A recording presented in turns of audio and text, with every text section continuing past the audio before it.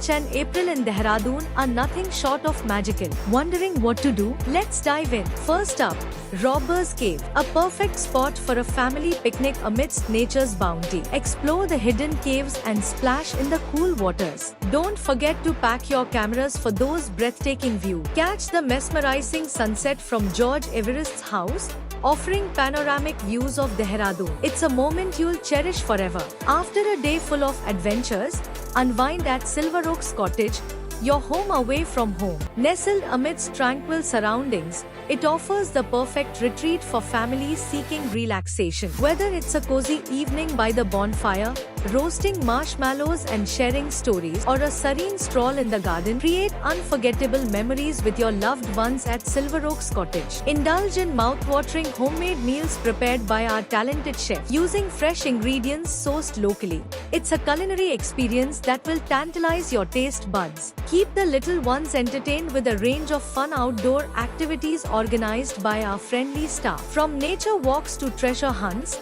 there's something for everyone. Book your family stay at Silver Oaks Cottage near Dehradun and make the most of your time with your loved ones amidst nature's embrace. Create unforgettable memories that will last a lifetime.